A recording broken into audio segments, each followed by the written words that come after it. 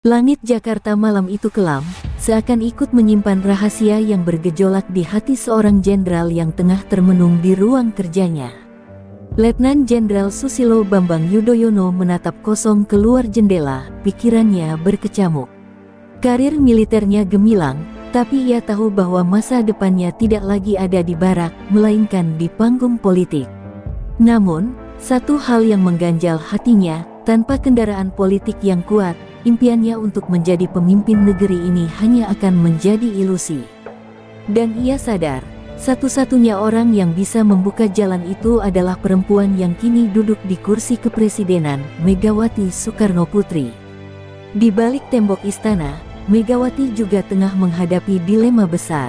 Ia mewarisi tampuk kekuasaan dari presiden sebelumnya, tetapi kekuasaannya terus digerogoti oleh lawan-lawan politiknya.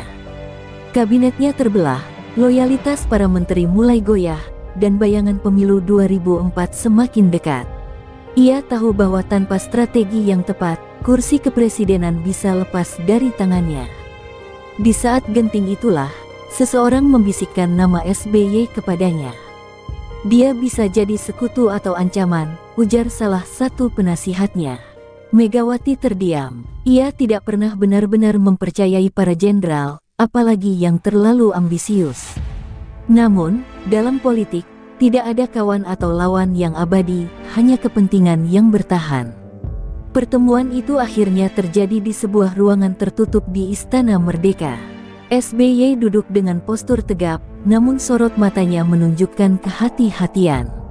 Megawati, dengan aura dinginnya, menatapnya lekat-lekat sebelum akhirnya berbicara. "Apa yang kau cari dalam politik, Jenderal?" Suara Megawati tenang, tapi ada tajam yang tersembunyi di baliknya. SBY menarik napas panjang sebelum menjawab. "Saya ingin mengabdi untuk negara, Bu Mega. Dan saya percaya, hanya dengan berada di pemerintahan, saya bisa melakukan itu dengan maksimal." Megawati tersenyum tipis, seolah bisa menembus kepalsuan di balik kata-kata itu. Politik bukan tentang niat baik semata, politik adalah tentang kekuasaan. Pembicaraan berlanjut hingga larut malam, diselingi tawar-menawar yang tak terlihat di permukaan. Megawati tahu bahwa dengan memberi jalan bagi SBY, ia bisa memperkuat basis dukungan kabinetnya. Namun, ia juga paham bahwa lelaki di hadapannya bukanlah orang yang bisa sepenuhnya dikendalikan. Di sisi lain, SBY tahu bahwa tanpa restu Megawati, ia tidak akan bisa maju lebih jauh. Tapi di lubuk hatinya, ada suara yang berbisik, jika saatnya tiba, ia harus berdiri sendiri. Pada akhirnya, Megawati memberikan kepercayaan itu, sebuah keputusan yang di kemudian hari akan ia sesali. Malam itu, ketika SBY meninggalkan istana, ia merasa langkahnya semakin mantap. Namun, ia juga sadar bahwa perjanjian tak tertulis yang baru saja ia buat memiliki konsekuensi besar. Politik adalah permainan catur, dan ia baru saja melangkahkan bidaknya. Namun, satu hal yang ia sadari, di papan catur ini, Megawati bukan sekadar pemain, ia adalah ratu yang bisa menentukan hidup dan matinya para bidak di sekelilingnya. Dan malam itu, SBY berjanji dalam hatinya, suatu hari nanti, ia tidak akan menjadi sekadar bidak. Ia akan menjadi raja. Langkah SBY bergema di sepanjang koridor Istana Merdeka, meninggalkan ruang pertemuan dengan Megawati. Ia telah mendapatkan dukungan yang dibutuhkannya, tetapi di dalam dadanya, ada ketidaktenangan yang sulit dijelaskan.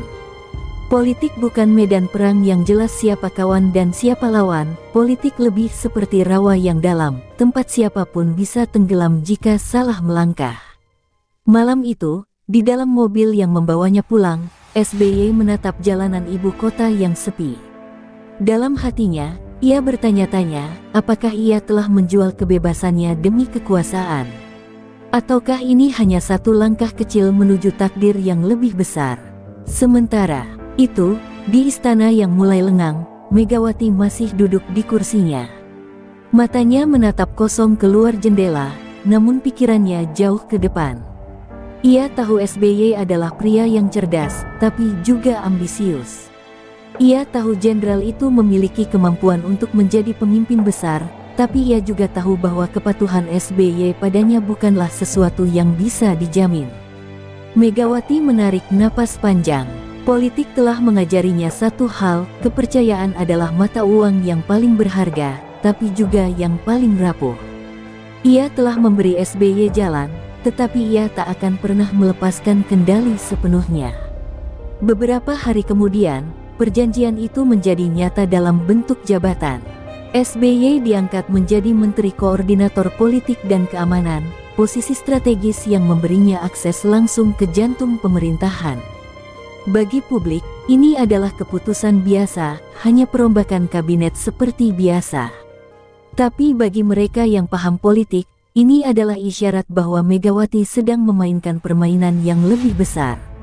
Dengan SBY di dalam kabinetnya, ia berharap bisa meredam ambisi sang jenderal, sekaligus memastikan bahwa kekuatan militer tetap di bawah kendalinya. Namun, yang tak ia sadari, SBY bukanlah seorang prajurit yang mudah diarahkan. Di dalam hatinya, ia mulai menyusun langkah berikutnya. Di balik layar, orang-orang terdekat Megawati mulai memperingatkannya. "Bu Mega, SBY terlalu halus. Dia tidak seperti jenderal lain yang bisa kita baca langkahnya," ujar seorang penasihatnya. Megawati hanya tersenyum kecil, tetapi dalam hatinya, ada sedikit keraguan yang mulai muncul. Ia telah melihat banyak politisi datang dan pergi, tetapi ada sesuatu dalam diri SBY yang membuatnya sulit ditebak. Ia tak bersuara, tetapi ia bergerak. Ia tak menentang, tetapi ia menyusun jalan. Megawati memegang kendali sekarang, tetapi untuk berapa lama? SBY tahu bahwa untuk mencapai puncak kekuasaan, ia harus bersabar. Ia harus bermain dengan Megawati, menunjukkan kesetiaan, sambil diam-diam mengumpulkan kekuatan. Politik adalah perang yang berbeda, di sini, bukan yang paling kuat yang menang, tetapi yang paling sabar. Dan malam itu, saat ia duduk di ruang kerjanya yang baru sebagai Menko Polhukam, ia berjanji pada dirinya sendiri, ia akan bertahan, ia akan menunggu, dan ketika waktunya tiba, ia akan mengambil apa yang menjadi haknya. Tanpa harus memohon, tanpa harus tunduk. Hampir 2 tahun telah berlalu sejak SBY duduk di kursi Menko Polhukam, dan dalam diam, ia telah memainkan peran dengan sangat hati-hati. Di depan publik, ia tetaplah sosok jenderal yang loyal kepada Megawati, berbicara dengan penuh hormat, menjalankan tugasnya tanpa celah. Tapi di balik layar, ia mulai merasakan ketegangan yang tak lagi bisa ia abaikan. Hubungan antara dirinya dan Megawati perlahan-lahan berubah.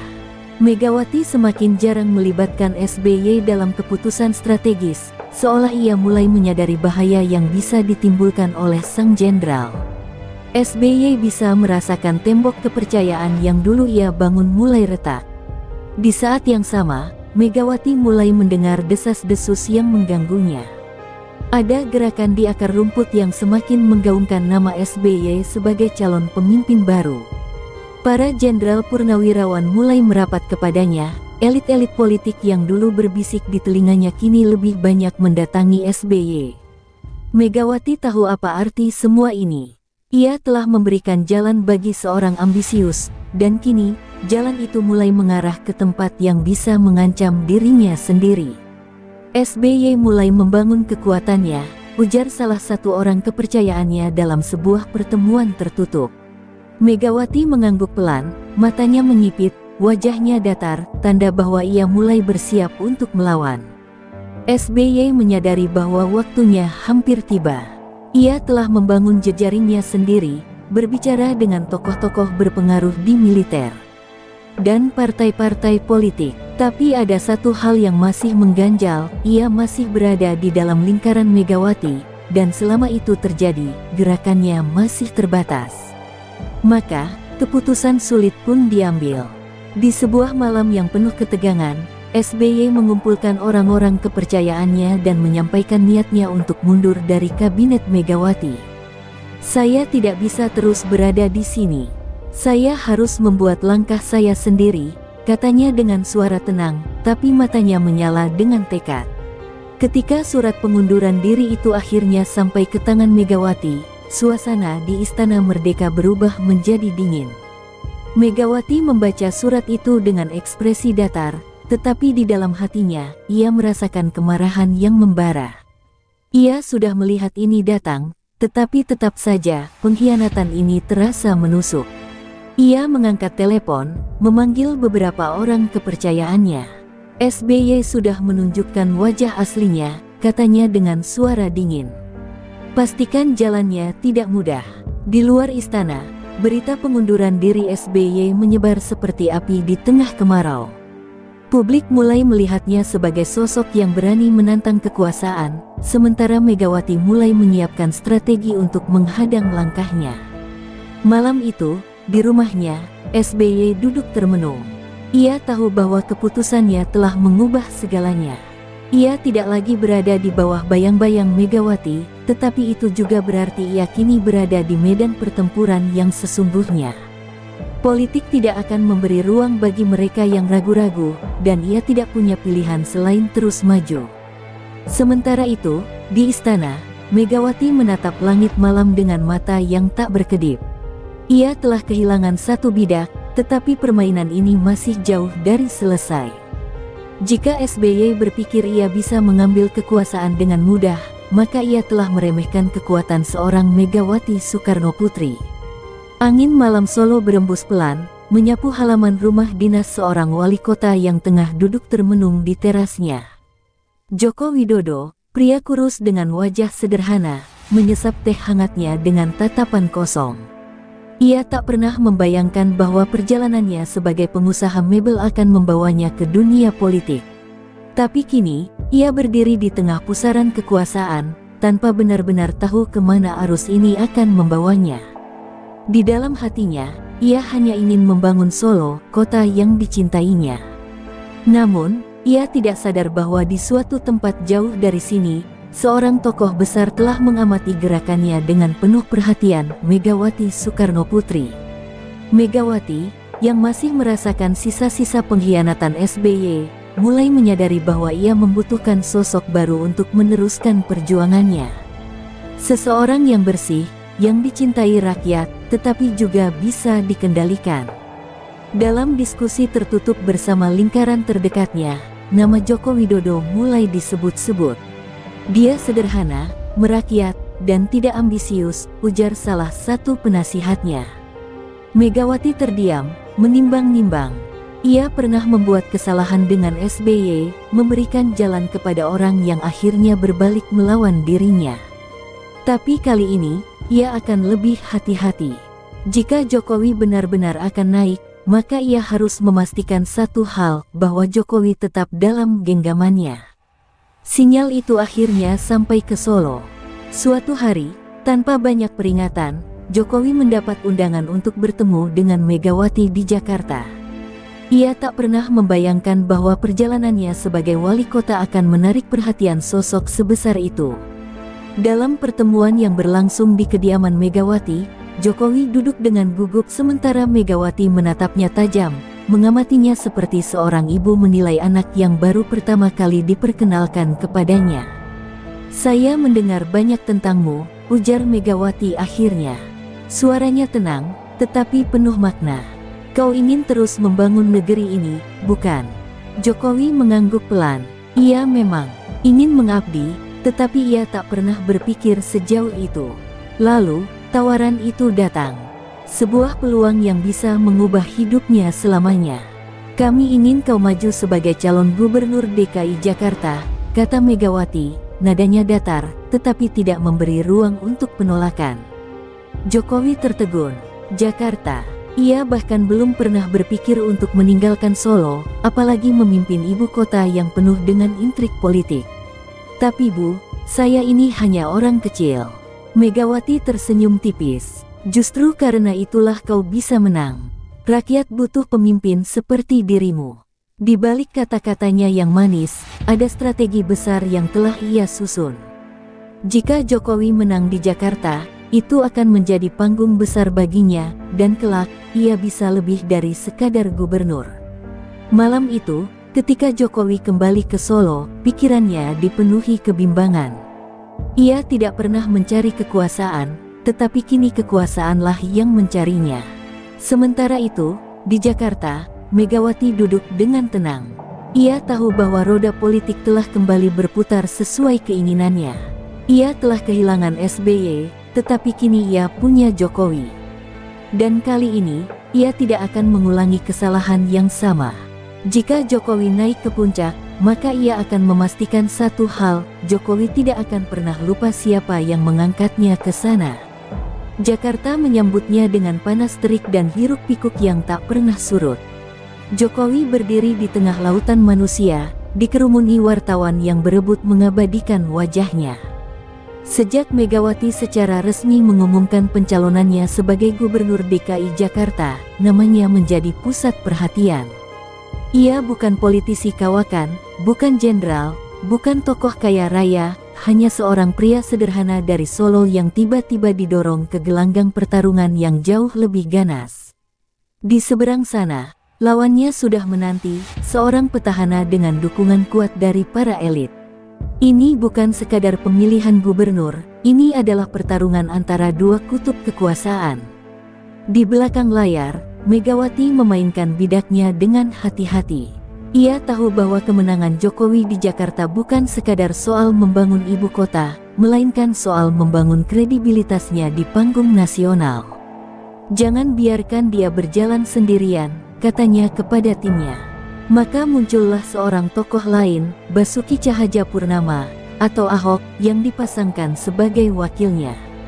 Seorang politisi keras, tegas, dan tanpa basa-basi. Jokowi dan Ahok adalah kombinasi unik, si rakyat kecil yang lembut dan si politisi blak-blakan.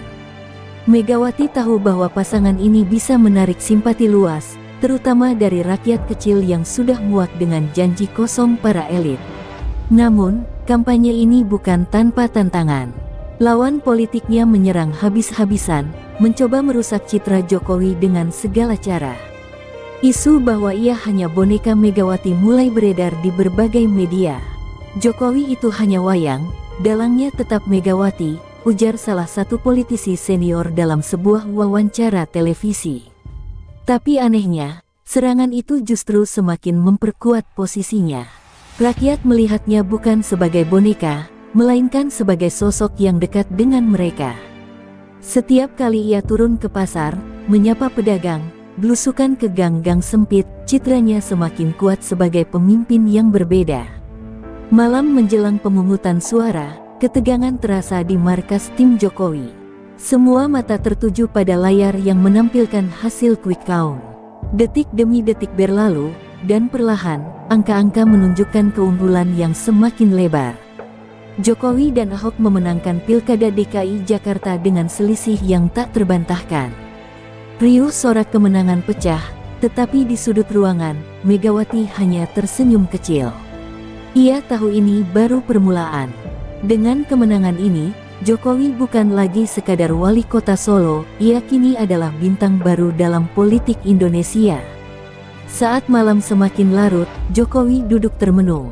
Di kantornya yang baru, Jakarta kini ada di pundaknya. Ia tahu bahwa tantangan sebenarnya baru akan dimulai. Sementara itu, di tempat lain, Megawati memandang langit malam dengan tatapan tajam. SBY telah mengkhianatinya, tetapi ia telah menemukan penggantinya. Kini, roda sejarah mulai bergerak ke arah yang ia inginkan.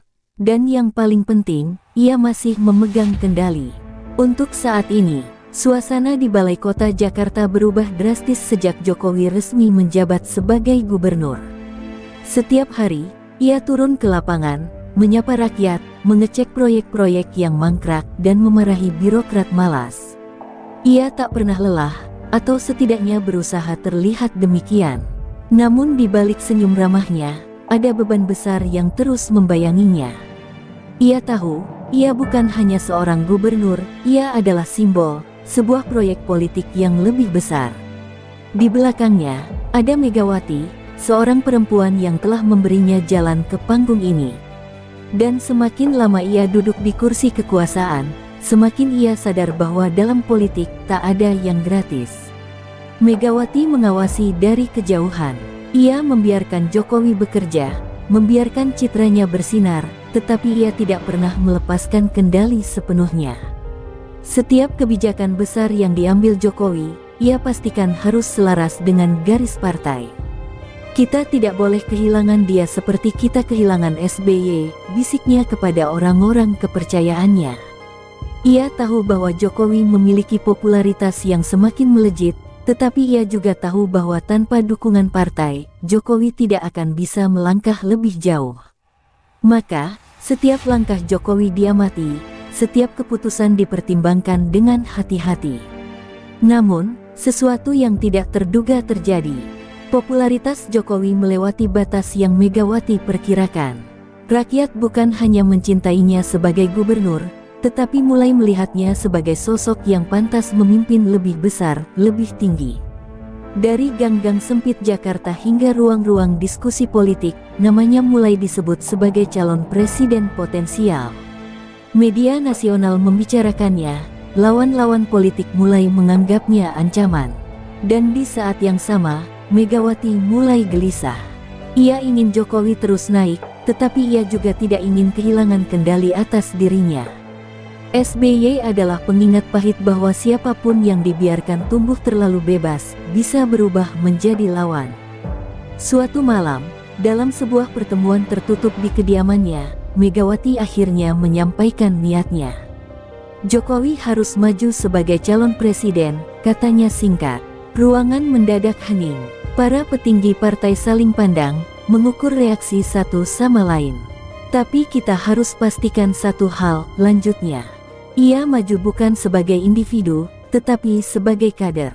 Ia harus ingat siapa yang mengangkatnya. Di tempat lain, Jokowi mendengar kabar itu dengan perasaan campur aduk. Ia tak pernah meminta posisi ini, tetapi kini, arus telah membawanya. Ia tahu, jika ia menerima tawaran ini, tidak akan ada jalan untuk kembali. Di luar sana, rakyat semakin bersemangat. Mereka melihat Jokowi sebagai harapan baru, seorang pemimpin yang berbeda dari elit lama. Tapi di dalam lingkaran kekuasaan, perhitungan terus berjalan. Megawati tahu bahwa ia telah meletakkan bidaknya di papan permainan. Tapi pertanyaannya kini adalah, apakah Jokowi akan tetap bermain sesuai keinginannya? Atau apakah, seperti SBY sebelumnya, ia akan menemukan jalannya sendiri? Malam itu, saat Jokowi duduk termenung di kantornya, ia menyadari satu hal, politik adalah medan yang tak pernah sederhana. Dan ia kini berada tepat di tengah badai yang lebih besar dari yang pernah ia bayangkan. Langit Jakarta kelabu saat Jokowi duduk di ruangannya, memandangi berkas-berkas di mejanya tanpa benar-benar membacanya.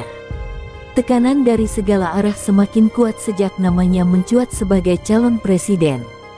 Ia tahu, ini bukan sekadar pemilihan biasa, ini adalah pertarungan antara generasi lama dan harapan baru, antara sistem yang mapan dan perubahan yang diinginkan rakyat. Tapi di balik semua itu, ada satu kenyataan yang tak bisa ia hindari, ia maju karena restu Megawati.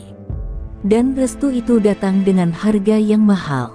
Di rumahnya, Megawati menunggu dengan sabar. Ia telah mempersiapkan Jokowi untuk momen ini, membangun citranya dengan hati-hati, memastikan jalannya mulus. Tapi kini, ada sesuatu yang mengganggunya. Jokowi mulai menunjukkan tanda-tanda seorang pemimpin yang ingin berdiri sendiri. Ia jarang meminta arahan langsung, ia membuat keputusan tanpa selalu berkonsultasi dengan partai.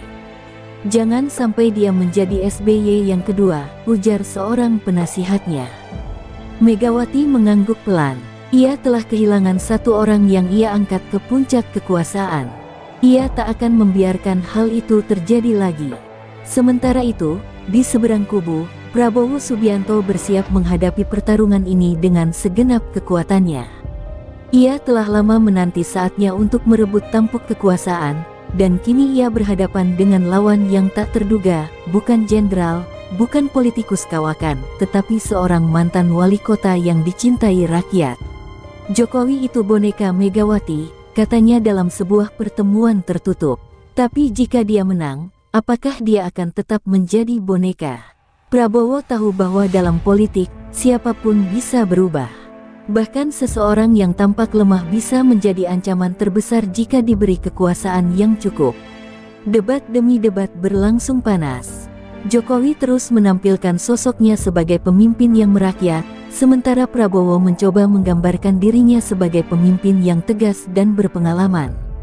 Namun di balik layar, pertarungan yang lebih besar terjadi. Megawati mulai merasa bahwa cengkeramannya atas Jokowi semakin longgar. Ia mulai mendengar kabar bahwa Jokowi mulai didekati oleh berbagai kekuatan politik di luar partai. Orang-orang yang dulu tunduk padanya kini mulai merapat ke Jokowi, melihatnya sebagai pemimpin baru yang bisa berdiri sendiri. Megawati sadar, ia sedang menghadapi dilema besar, membiarkan Jokowi menang berarti mempertaruhkan kendalinya, tetapi menjegalnya akan berarti melawan arus rakyat. Malam pemilihan tiba, suasana di Jakarta tegang. Saat hasil quick count mulai mengarah pada kemenangan Jokowi, gemuruh suara rakyat terdengar di seluruh penjuru negeri. Tapi di satu ruangan yang sepi, Megawati duduk diam. Ia telah memenangkan pertarungan ini, tetapi apakah ia masih memiliki kendali atas sang pemenang? Sementara itu, di sisi lain kota, Jokowi berdiri di depan cermin, menatap pantulan dirinya. Ia telah melangkah sejauh ini, tetapi pertanyaan terbesar masih menghantuinya, apakah ia bisa menjadi pemimpin sejati, ataukah ia akan selamanya terikat oleh mereka yang mengangkatnya? Di luar, suara rakyat semakin keras.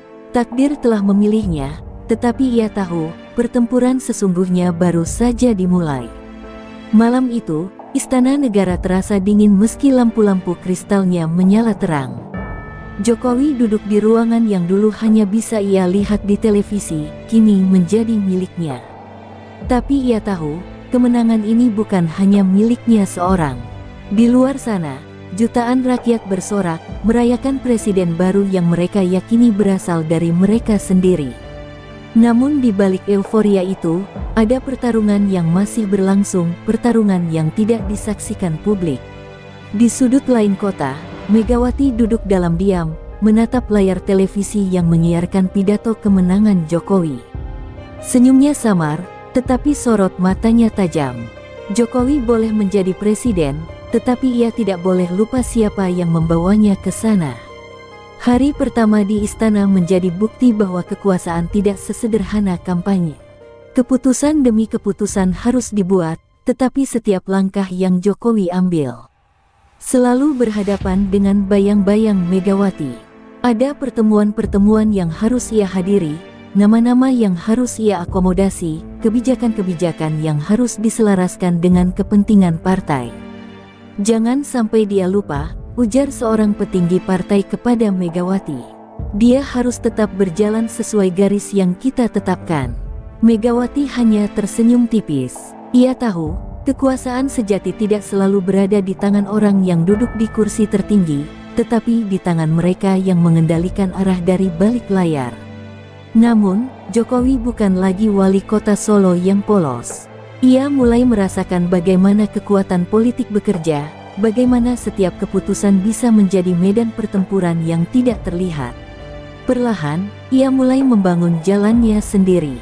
Ia merangkul tokoh-tokoh di luar lingkaran Megawati, ia membuka komunikasi dengan kekuatan-kekuatan yang sebelumnya tidak diberi tempat di partainya.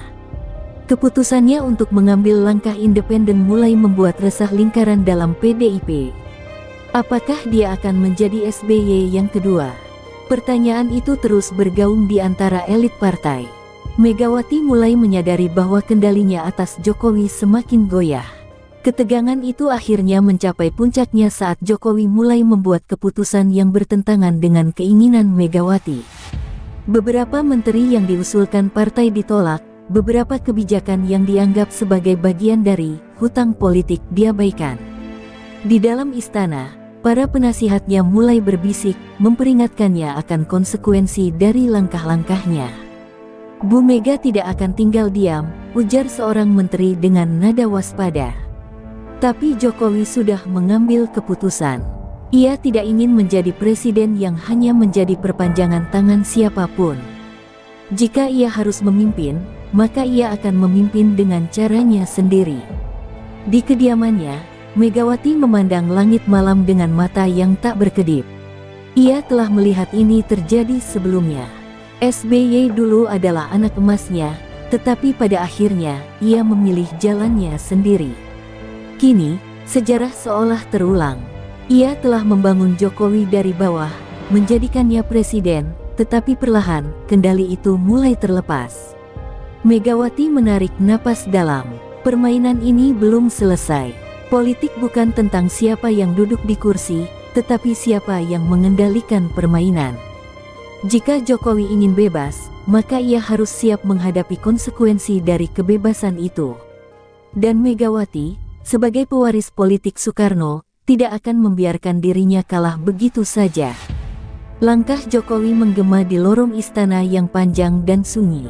Malam ini, ia merasa lebih berat dari biasanya. Di luar, rakyat masih bersorak memuji kepemimpinannya, tetapi di dalam dinding kekuasaan, perang dingin mulai terasa. Hubungannya dengan Megawati semakin renggang. Jika dulu ia selalu diminta datang untuk menerima arahan, kini undangan dari Teuku Umar semakin jarang. Bukan karena Megawati tak ingin memanggilnya, tetapi karena Jokowi mulai memilih jalannya sendiri. Hari ini, ia bukan lagi gubernur yang mengandalkan restu partai, ia adalah presiden, dan presiden tidak boleh tunduk pada siapapun. Namun, Megawati tidak akan tinggal diam. Ia telah menyaksikan SBY menjauh darinya, dan ia tidak akan membiarkan hal yang sama terjadi lagi. Lewat tangan-tangan kuat di partai, ia mulai mengirimkan sinyal peringatan. Beberapa keputusan Jokowi mulai mendapatkan perlawanan dari internal, beberapa sekutunya mulai kehilangan posisi strategis. Dia harus diingatkan, ujar seorang petinggi partai dalam sebuah pertemuan tertutup. Jangan sampai dia berpikir bahwa dia bisa berkuasa sendiri. Megawati tidak berbicara banyak, tetapi semua orang tahu, badai sedang disiapkan. Sementara itu, di istana, Jokowi mulai menyadari bahwa kekuasaan tidak pernah benar-benar utuh di tangannya. Setiap langkah yang ia ambil selalu diawasi, setiap keputusan yang ia buat selalu diuji. Tapi ia bukan lagi pemimpin yang sama seperti dulu. Ia tahu bahwa jika ingin tetap bertahan, ia harus mencari keseimbangan antara tetap dekat dengan partai yang mengusungnya dan membangun fondasi kekuasaannya sendiri. Maka, ia mulai mendekati kekuatan lain, menjalin hubungan dengan tokoh-tokoh yang sebelumnya dianggap sebagai rival. Salah satunya adalah Prabowo Subianto. Megawati tahu bahwa sesuatu sedang berubah. Jokowi, yang dulu ia bimbing, kini mulai membentuk jalannya sendiri. Dan puncaknya terjadi saat ia melihat sesuatu yang tak pernah ia bayangkan.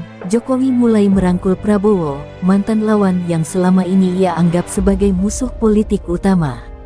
Ketika Jokowi menawarkan Prabowo posisi penting dalam pemerintahannya, Megawati merasa ada sesuatu yang patah dalam dirinya. Ini bukan hanya soal kekuasaan, ini adalah soal kesetiaan, dan kesetiaan itu kini mulai retak. Dia sudah pergi terlalu jauh, ujarnya pelan, nyaris seperti bicara pada dirinya sendiri. Malam itu, di Teuku Umar, Megawati duduk dalam diam, dikelilingi oleh orang-orang kepercayaannya. Semua menunggu kata-katanya, menanti keputusannya. Tapi ia hanya menatap kosong ke kejauhan, menyadari bahwa roda kekuasaan telah berputar sekali lagi. Jokowi telah naik dengan restunya, tetapi kini, ia telah menjadi sesuatu yang lain, sesuatu yang tidak lagi bisa dikendalikannya sepenuhnya. Ia menarik napas dalam, lalu menutup matanya sejenak. Permainan ini belum berakhir, tetapi ia tahu, pertarungan berikutnya akan lebih sulit dari yang pernah ia bayangkan. Malam itu, langit Jakarta gelap dan penuh kilat. Hujan deras mengguyur ibu kota, seakan menjadi pertanda bagi pertarungan politik yang semakin memanas. Di istana, Jokowi duduk di ruang kerjanya, menatap secarik laporan yang baru saja diserahkan oleh orang kepercayaannya. Tekanan dari partai semakin besar, suara-suara sumbang mulai terdengar dari lingkaran dalam PDIP. Ada yang mulai mempertanyakan loyalitasnya, ada yang diam-diam meragukan kesetiaannya pada Megawati. Ia tahu, keputusan-keputusannya akhir-akhir ini telah membuat hubungan itu semakin renggang. Dan kini, sebuah pertanyaan besar menghantui pikirannya, sampai kapan ia bisa bertahan tanpa harus kembali tunduk. Di tempat lain, Megawati duduk di ruangannya yang temaram. Wajahnya tampak lebih tua dari sebelumnya, tetapi matanya tetap menyimpan ketajaman yang sama. Ia telah melihat pola ini sebelumnya, SBY yang ia angkat, lalu pergi meninggalkannya. Dan kini, Jokowi mengikuti jejak yang sama. Ia menggenggam cangkir teh di tangannya, menatap keluar jendela dengan tatapan kosong. Orang-orang di sekitarnya mulai membujuknya untuk mengambil langkah tegas, untuk kembali menunjukkan bahwa kekuasaan tetap berada di tangannya. Kita tidak bisa membiarkan dia berjalan sendiri, bisik salah satu orang kepercayaannya. Tapi Megawati hanya diam. Ia tahu, dalam politik, kesabaran adalah senjata yang paling mematikan. Sementara itu, Jokowi mulai semakin dekat dengan Prabowo. Sebuah langkah yang dianggap banyak orang sebagai pengkhianatan terhadap sejarah, tetapi bagi Jokowi, ini adalah soal bertahan. Ia tahu, jika ingin benar-benar merdeka dari bayang-bayang Megawati, ia harus memiliki kekuatan sendiri. Dan Prabowo, meski dulu adalah lawannya, kini adalah sekutu yang bisa membantunya berdiri tanpa bergantung pada PDIP. Maka, perlahan tetapi pasti, Jokowi mulai membangun jalur politiknya sendiri, menarik orang-orang baru, menguatkan posisinya. Namun, ia juga tahu bahwa setiap langkahnya semakin memperdalam jurang antara dirinya dan Megawati. Pertemuan terakhir mereka berlangsung dingin. Tak ada lagi senyum hangat seperti dulu, tak ada lagi teguran lembut penuh nasihat. Hanya dua pemimpin yang saling menatap, masing-masing dengan perhitungan di kepalanya. "Kamu sudah terlalu jauh," ujar Megawati akhirnya, suaranya datar tetapi penuh makna. Jokowi hanya tersenyum tipis. "Saya hanya menjalankan tugas saya, Bu." Jawaban itu, bagi Megawati, adalah tanda bahwa segalanya sudah berubah. Jokowi bukan lagi anak politiknya, ia kini adalah pemimpin yang memiliki jalannya sendiri. Dan seperti SBY dulu, ia tak bisa lagi dikendalikan. Di luar sana, suara rakyat masih menggema, menyebut nama Jokowi sebagai pemimpin mereka. Tapi di dalam lingkaran kekuasaan, pertarungan masih jauh dari selesai. Megawati tahu, ia telah kehilangan kendali atas Jokowi. Tapi ia juga tahu, dalam politik, tak ada yang benar-benar abadi. Roda akan terus berputar, dan suatu hari nanti, seseorang yang ia angkat bisa saja jatuh, dan ia akan kembali menentukan siapa yang akan naik berikutnya. Malam semakin larut, dan hujan terus turun. Seakan menjadi saksi bisu bahwa sejarah di negeri ini selalu berulang, pemimpin boleh berganti, tetapi bayangan kekuasaan tetap ada, mengintai dari balik layar.